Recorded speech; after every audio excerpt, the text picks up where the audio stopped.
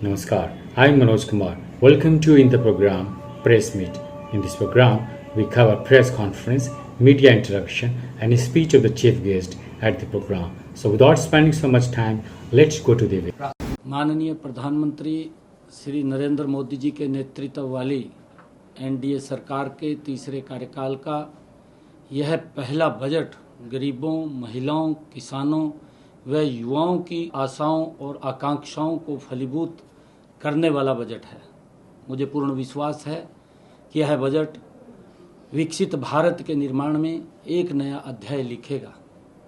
मैं यह विकासोन्मुखी बजट प्रस्तुत करने के लिए माननीय वित्त मंत्री निर्मला सीतारमण जी को बहुत बहुत बधाई देता हूं।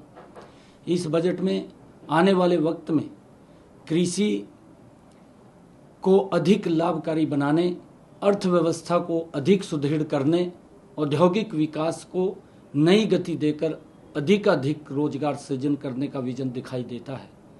बजट में फसलों की जलवायु के अनुकूल 32 कृषि और 109 बागवानी किस्मों के लिए कृषि अनुसंधान को बढ़ावा देने पर जोर दिया गया है। इससे कृषि प्रधान हरियाणा को बड़ा लाभ होगा। प्राकृतिक खेती के लिए 1 करोड़ किसानों को मदद देने का प्रावधान स्वागत योग्य है। प्राकृतिक खेती पर्यावरण के अनुकूल है। इससे बहुमूल्य जल की बचत होती है और आम जनता को शुद्ध भोजन मिलेगा।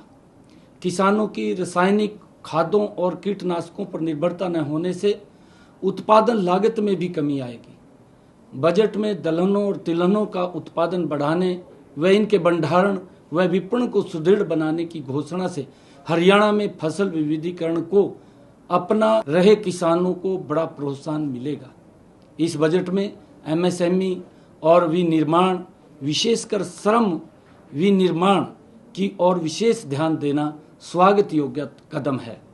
एमएसएमई के क्षेत्र में विकास के लिए विभिन्न ऋण गारंटी योजनाएं और मुद्रा लोन को 10 लाख से 20 लाख करना छोटे उद्यमियों के लिए फायदेमंद साबित होगा।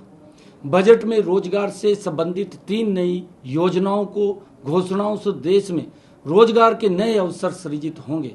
पहली बार रोजगार पाने वाले नवनियुक्त युवाओं को ईपीएफओ के जरिए 1 महीने के वेतन अधिकतम 15,000 रुपये का भुगतान किया जाएगा।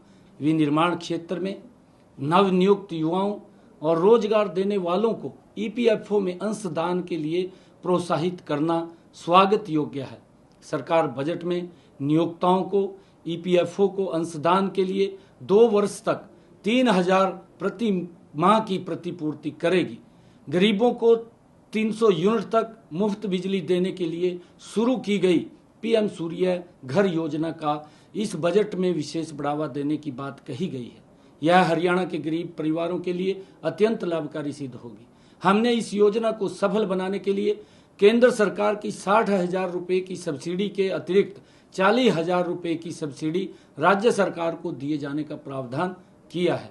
कुल मिलाकर यह बजट समाज के सभी वर्गों के लिए कल्याणकारी, देश की अर्थव्यवस्था को मजबूती देने वाला और राष्ट्र को विकास की नई बुलंदियों पर ले जाने वाला साबित होगा। मैं माननीय वित्त मंत्री श्रीमती निर्मला सीतारमण जी को यह बजट प्रस्तुत करने के लिए बहुत बहुत बधाई और शुभकामनाएं देता हूं। और मुझे ये पूर्ण विश्वास है कि पूरे देश में गरीब परिवारों के लिए प्रधानमंत्री आवास योजना के तहत इस बजट में 3 करोड़ नए स्वरूप में घर बनाने का निर्णय भी वो स्वागत योग्य है, जिससे कि आदरणीय प्रधानमंत्री जी का एक विजन है कि हर सर के ऊपर छत देने का काम हमारी सरकार करेगी। उन गरीब लोगों को इस बजट के माध्यम से वो मकान बना करके देने का कार्य भी पूर्ण होगा। मैं इसके लिए आदरणीय निर्मला सीतारमण जी और आदरणीय प्रधानमंत्री जी के इस विजन को मैं बहुत बहुत बधाई और शुभकामनाएं देता हूं। ये बजट इस देश के विकास में और गति से आगे बढ़ाने वाला ये बजट है। हर वर्ग की अपेक्षाओं के ऊपर, चाहे किसान है, गरीब है, युवा है, व्यापारी है, हर वर्ग की अपेक्षाओं के ऊपर खरा उतरने वाला ये बजट है। मैं इसकी पूरी प्रशंसा करता हूँ।